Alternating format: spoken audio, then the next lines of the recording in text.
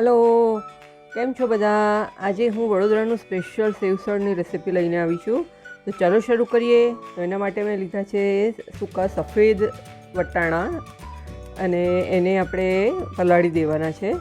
તો ચોખ્ખા પાણીથી 2 થી 3 વાર સારી રીતે ધોઈ અને 6 થી 8 કલાક માટે એને પલાળવા દેવાના છે.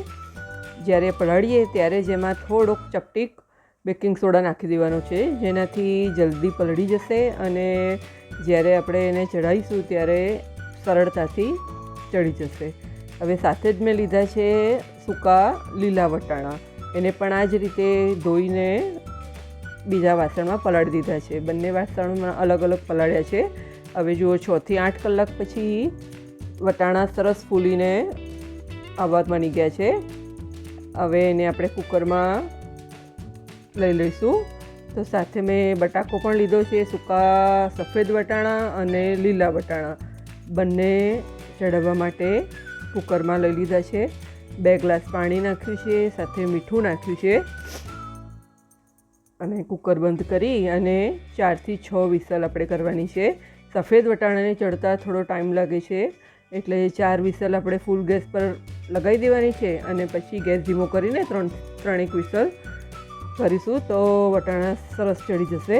હવે ગ્રેવી માટે સમારેલી ડુંગળી, લસણ, મરચાં, આદું આ બધાને પેસ્ટ બનાવી લેવાની છે મિક્સરમાં. અને આ તેલ ગરમ કરવા મૂકી દીધું છે.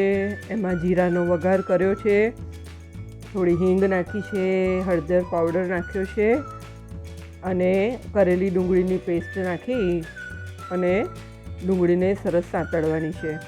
સાથે લાલ મરચું કલર માટે એડ કર્યું છે. હવે સરસ તેલ છૂટું ના પડે અને બધા મસાલા એક સરખા ચડી ના જાય ત્યાં સુધી 5-1 મિનિટ ડુંગળીને સાંતળવાની છે. જો ગ્રેવીમાંથી તેલ છૂટું પડવા લાગ્યું છે, દેખાઈ રહ્યું છે સરસ. તો હવે આ ગ્રેવીમાંથી આપણે થોડી ગ્રેવી અત્યારે સાઈડ પર લઈ લઈશું, જેને આપણે તરી બનાવીશું પાછળ. તો એ તરી બનાવવા માટે ઉપયોગ કરીશું, માટે એને કાઢી લઈશું.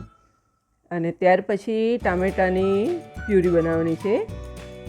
3 થી 4 ટામેટાં લઈને એની પ્યુરી બનાવી લીધી છે અને એની પણ હવે એડ કરી દેવાની છે. હવે ટામેટાની પ્યુરીને પણ ડુંગળી સાથે સરસ ચડવા દેવાની છે. સાથે મીઠું લઈ લીધું છે. હવે ગ્રેવી આપણી ચડે છે ત્યાં સુધી વટાણા ચડ્યા છે કે નહીં બરાબર જોઈ લઈએ. જો સફેદ વટાણા પણ સરસ રીતે દબાઈને પોચો દાણો દેખાઈ રહ્યો છે, તો આપણા વટાણા સરસ ચડી ગયા છે.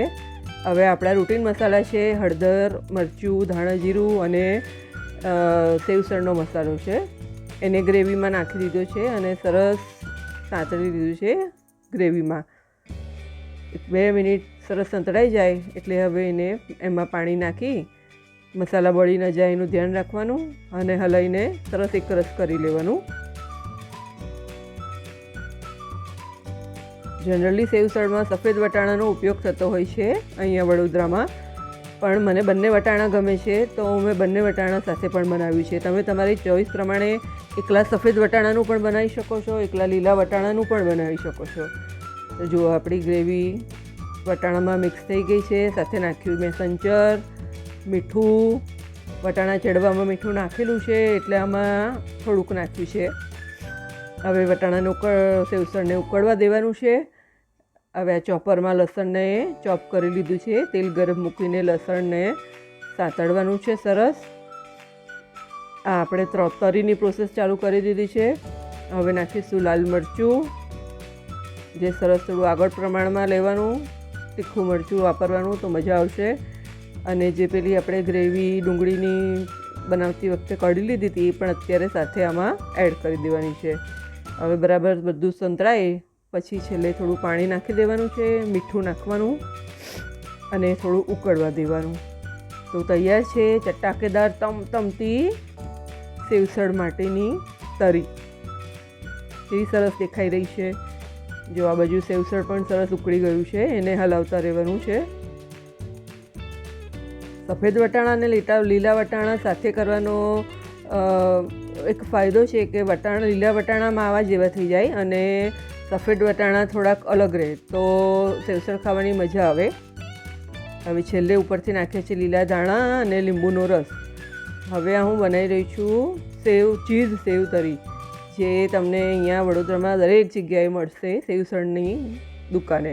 તો સેવ લીધી છે, એમાં લીધી તરી, મરચું, મીઠું, લીલી ડુંગળીના પાન બરાબર મિક્સ કરી અને ઉપરથી ચીઝ ગ્રેટ કરીને આપી દેવાનું છે. બહુ જ સરસ લાગે છે. આ એટલું ટેસ્ટી લાગે છે કે વારંવાર ખાવાની ઈચ્છા થશે. તો તૈયાર છે આપણી ચીઝ સેવ તરી. હવે આપણું આ સેવસળ પણ તૈયાર છે, સાથે બન પણ આપી દીધા છે. તો તરી, લીલી ડુંગળીના પાન અને સેવ તો તૈયાર છે ગરમા ગરમ સેવસળ. ચાલો બધા એન્જોય કરવા. સેવસળમાં આ રીતે તરી તીખી તીખી એડ કરવામાં આવે છે.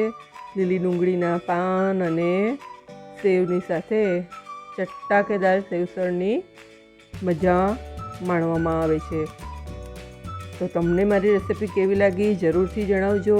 તમને ગમી હોય તો તમારા મિત્રોમાં શેર કરજો, સબસ્ક્રાઈબ કરજો, મારી ચેનલને સપોર્ટ કરજો. મળીએ નેક્સ્ટ રેસિપીમાં. Thank you.